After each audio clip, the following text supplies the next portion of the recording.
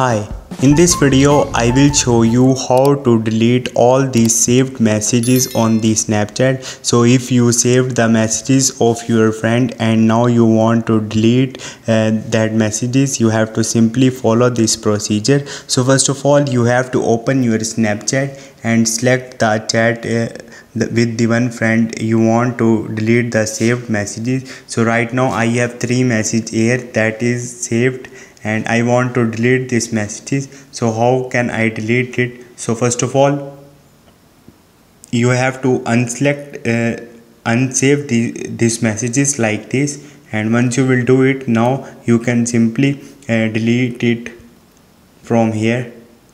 Sorry.